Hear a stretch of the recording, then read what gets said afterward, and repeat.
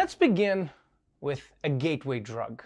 Weed, aka marijuana, aka the Kushner, because it solves all your problems. It doesn't. Like Netflix and Japanese toilets, weed is something we're appreciating more and more during the lockdowns. With so many people self-isolating at home, at least one industry is booming. It's the marijuana industry. The orders are starting as soon as we open at 8:30, and they're just going consistently until we close. Sales have never been stronger than during shelter in place. Delivery at a social distance, of course. This mother of two likes her mommy mints. Cannabis business owners say they are hiring more drivers to meet the demand. And while mom now delivers dime bags, she's also picked up some of the lingo. I didn't understand what heady was, but that is a word that's in the dictionary. You know, I don't think I will ever get used to how much the weed game has changed. Because it used to be some shady dude on the corner. Now, it's the lady who used to bring orange slices for everyone at halftime. You know, it's gonna be real awkward when all those weed dealers who got incarcerated come back home to find their street corners got gentrified. Back up, buddy. This is Karen's corner now. But yes, people are stocking up on legal weed because of the corona shutdowns. Because for a lot of people, weed is a great way to de-stress and pass the time at home. Plus, now we all have the perfect excuse not to hang out with our dealer. Oh, sorry, dude. Yeah, I would love to hang out with you and have you smoke half the weed that you just made me pay for, but social distancing. So for the legal drug trade, business is booming like crazy. But it turns out that all over the world, the illegal drug trade has been struggling hard because of coronavirus. Because it's a lot harder to hand people drugs when nobody's supposed to be touching. Police say the coronavirus lockdown is helping them catch drug dealers because they're easier to spot on our empty streets. Many of them are now dressing as joggers to avoid police detection. Police say drug dealers are posing as delivery workers, carrying cocaine and ketamine hidden in the bottoms of delivery packages. In Ireland, they found a pizza box which had 2 handguns in it and 8 kilograms of cocaine. Yeah, that's right. Drug dealers are too easy to spot right now, so they're going undercover as joggers and pizza delivery guys. And that has to be such a roller coaster of emotions. Can you imagine a drug dealer shows up with a pizza box full of drugs? A random pizza showed up, yay! Oh, it's just drugs, yay! If you are a drug dealer who's trying to smuggle, you gotta pick the right pizza box though. Because if you're carrying a Papa John's box, that'll be a dead giveaway. Hands up! This is the police. Drop the box. What? I'm just delivering some Papa John's. Nice try, buddy. I don't care how desperate people are. Nobody's ordering Papa John's. But the impact on small-time drug dealers is nothing compared to how the pandemic is messing with the big picture.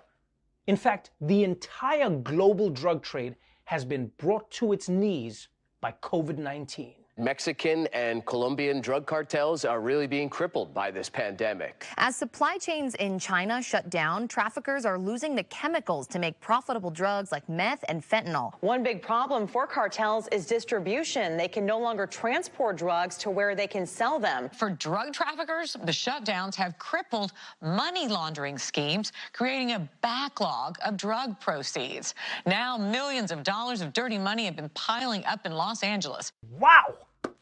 Coronavirus is crushing everybody. Factories in China can't make chemicals. Without chemicals, drug dealers can't make meth. And without meth, Joe Exotic has no way to make straight guys marry him. And it's not just the supply chain. Because of lockdowns, drug dealers can't launder their cash. And that cash is not dirty because of drugs. It's also dirty because it's got corona on it. So now you gotta launder it through a fake business, and then you gotta launder it with actual detergent. This is too much work. Now, if you're one of the drug cartels and you're struggling to move your money in LA, I got a tip for you guys. You should just do what everyone else in LA does when they have too much money. Make a movie. Yeah, think about it. Half all of Hollywood movies are just money laundering schemes. Like The Goldfinch, that's not a real movie. Do you know anyone who watched that movie? No. Money laundering. I mean, like, even the actors are not real. Ansel Elgort? That's not a name. That's like just someone's leftover Scrabble tiles. By the way, Ansel, they made me say those jokes. I don't think they're funny at all. I love you, baby driver.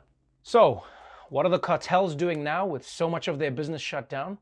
Well, like the rest of us, some of them are taking up new quarantine hobbies. Mexican drug cartels moonlighting as philanthropists. Drug gang members in states like Jalisco and Sinaloa have been handing out what are essentially care packages to ordinary citizens. In Rio de Janeiro, drug cartels are imposing curfews, putting signs and hand sanitizer at the entrance to the slum. As South Africa tries to control the spread of coronavirus, gang leaders have halted their turf wars and turned their delivery networks, usually used for drugs trafficking, to get food to poor households instead. The best distributors in the country, they know how to distribute things, eh? They're used to distributing other white powders, but still, they're distributing things and they know everybody. Yeah, that's right.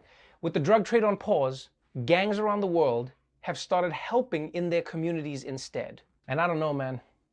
These gangs might want to be careful delivering groceries and hand sanitizer, because that's Amazon's turf. You guys think you're tough? Wait until you meet Jeff Bezos. A month from now, the Sinaloa cartel is going to be the Sinaloa Amazon Fulfillment Center.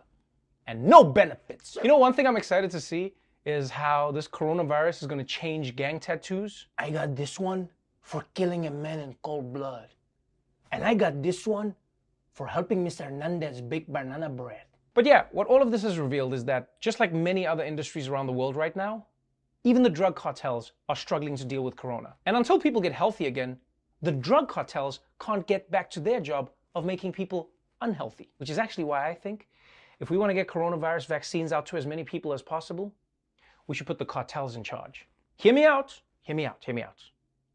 They have the distribution, they have the networks, and unlike the big pharmaceutical companies, they'll give us our first taste for free. Well, that's our show for tonight. But before we go, the COVID pandemic has taken a serious toll on many people's mental health.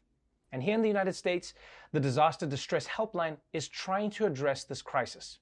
They've got counselors who are trained to meet the mental health needs of this unique situation. And if you are able to, and you'd like to help them, then please donate whatever you can. If you'd like to support specifically in New York, then please donate to NYC Well, which is also providing free, confidential mental health support. Until tomorrow, stay safe out there, wash your hands, and remember, Thursday is the one that comes after Wednesday. I know, I also forget.